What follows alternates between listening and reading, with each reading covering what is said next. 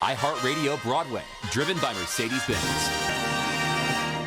Appropriate is a family drama that centers around three estranged siblings coming home after the death of their father to deal with his estate and all kinds of, I'm going to use the word shenanigans, even though that really may not be right. It is, I'm not trying to sort of strip the play of its gravitas because it has plenty, but it is also, it's a dark family drama with a lot of comedy because it has so much reality in it that it just, like life, can be absurdly funny. Awesome. Yes, I'm so excited. This is something I've been wanting to do for a very, very long time. And when this script came along, it was kind of out of the blue. Like, I wasn't looking to do a play, but I, of course, I was open to that. And Lila, I think, she thought of me, luckily, and I got to read this outstanding piece of writing. I mean, Brandon is so brilliant. He's such a genius. And this play just completely struck me. And then also, with the cast that's involved and hearing that Sarah was going to be a part of it, who I had a friendship with her before even this play, so I love her so much, and Corey and Natalie and Michael, it's nuts, the cast that we have, and I was like, I should do this because it would be I think it would be a beautiful introduction for me to the stage because I'll be surrounded by people that are going to support me and I can learn from, and that's truly what it's been. So I'm totally nervous. I'm freaking out. Probably about 4 or 5 years ago, before the pandemic, my agent sent me a whole stack of plays. These are the most exciting scripts that are out there that may have a production coming up soon. And this one, just head and shoulders above the rest, drew my attention and seemed really like an exciting play. It's so smart, it's so funny, it's so relatable, even though this family, thankfully, is much more dysfunctional than mine. There's still so much I can relate to, and it's just a really well made play. You really feel like you're in good hands from the second the curtain comes up all the way through the end. You really feel like you're taken through this journey. You don't know what's going to happen next, and there's this incredible velocity, this incredible momentum to the story. My journey to Appropriate. Sure. I first encountered this play at its world premiere, which was 2013 by Brandon at Actors Theater of Louisville at the Humana Festival of New American Plays. It was this play's very first production, and it was my first time meeting Brandon. So I fell in love with the play, and I also fell in love with the person as a friend. And then I actually directed a production of this play at the Juilliard School in 2015. Something like that, following its New York production. And here I am now, revisiting it. So I first found out about Appropriate in, I believe, July of this year, and I was immediately obsessed with the play, with its humor, with how thought-provoking it is, and it was kind of the sort of thing where I was like, I need to be a part of this. So I auditioned, and I was so lucky to get to be a part of this cast. That was also the next thing too. As soon as I found out who was in the play, I was like, oh my gosh, I need to be in this play. So I'm so grateful to be here. I auditioned 4 times. It was probably the 4 most stressful moments of my life. And then I waited 3.5 weeks to hear, and those were the most stressful 3.5 weeks of my life. And I heard, and I was over the moon, and now we're deep into rehearsals, so it's been strange. I play Bo, who's the middle child of the 3 adult children who are going through our father's estate. He was a bit of a hoarder, so this once grand plantation home in Arkansas is now it's like something from Hoarders, and we're dealing with that and dealing with the history of our family, both the family that the history that we know and the history generations back, and the incredible darkness in that history. I play Rachel, and I am, I guess, the in-law. I'm married to Corey Stoll, who plays Bo, who is the middle sibling. And so myself and our 2 children come with him on the trip, which creates some friction. Yeah, my character's name is Franz. He's the younger brother of the 3. Had some trouble, had some struggles. It's hard to talk about. I don't want to give anything away. And been away for a long time, haven't talked to anybody for a long time. In the wake of my dad passing away, I come home to sort of try and make amends and make good and like that.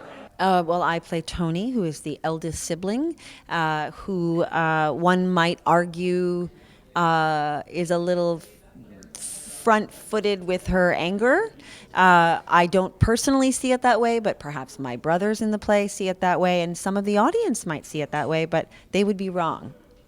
Because the truth is, I'm really playing a woman, I think, who has a broken heart and has found a way to move through the world and survive by creating a kind of hardness around her that makes it possible for her to feel safe in the world. Yeah. I'm playing Reese, which is Tony's son. Sarah's playing Tony, and he's a troubled young man, much like myself, and we're dealing with similar things, on stage and off. So I'm pretty grateful to kind of explore those things within myself on stage. So. I play River, and she is the girlfriend of the youngest brother, the youngest of the Lafayette family. And so, yeah, she is not a part of the family per se. And so she's coming in as an outsider. Tony, Sarah's character, doesn't know that I'm going to be there. So she's definitely trying to figure me out and what my intentions for being there are.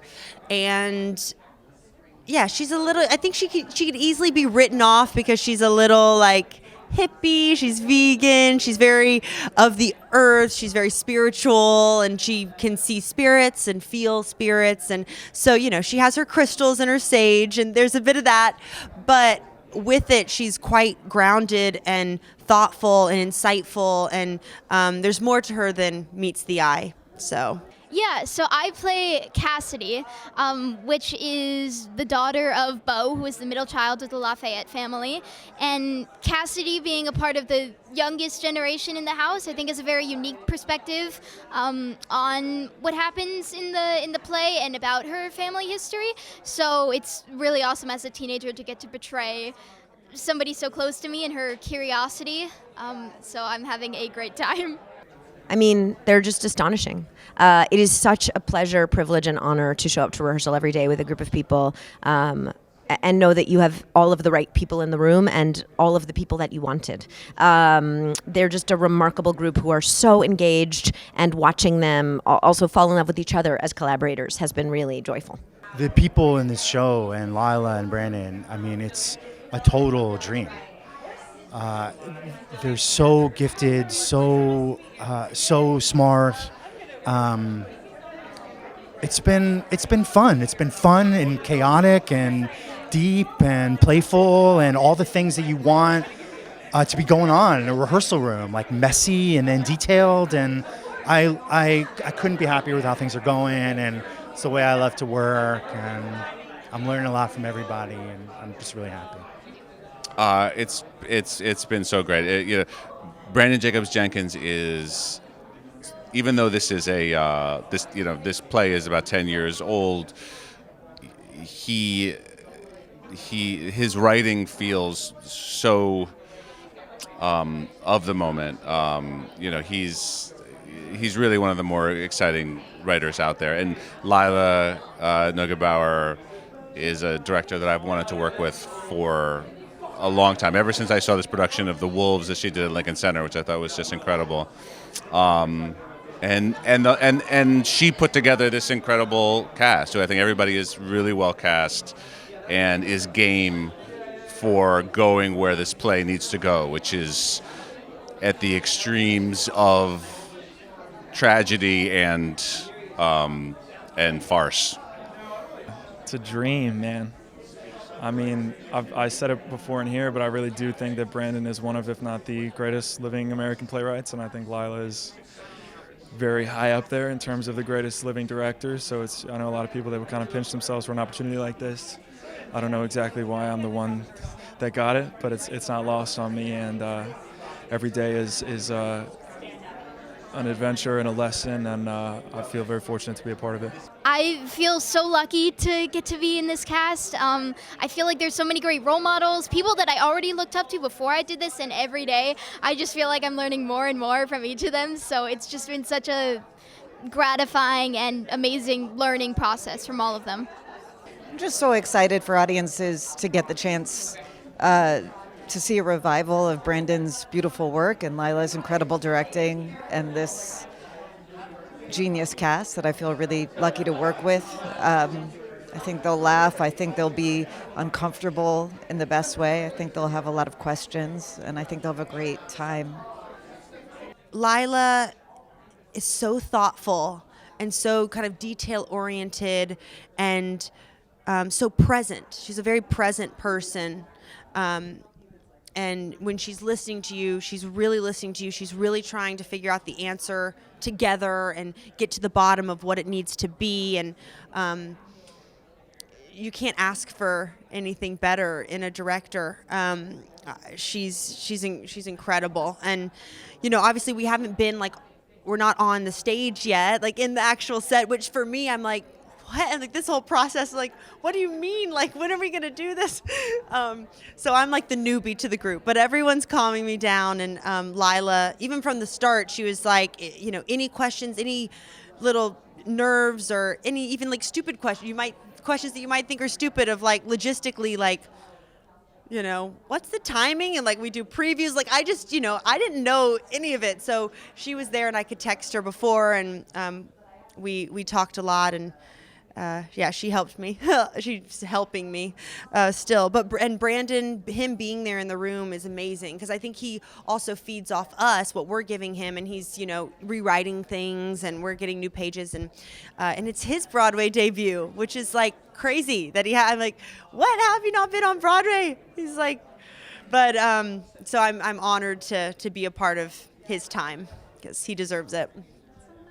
Brandon and Lila are, they are why I'm here. I wanted to do the play because I thought the writing was so extraordinary, and I've wanted to work with Lila since, the dawn of time.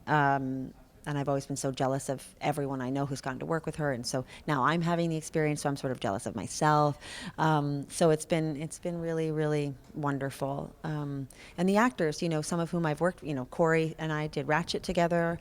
Elle and I are working together next year, and in a movie, and so we're just Michael, Natalie, everybody. It's just a wonderful, wonderful group of people that. The last 2 plays that I've done, which it's been a very long time, were both only with me and another actor. So I'm having this experience of this incredible collaboration of a room full of performers who all are here to try to honor Brandon's play and Lila's vision of the play. And it just feels like a really thrilling thing to be part of. iHeartRadio Broadway, driven by Mercedes-Benz.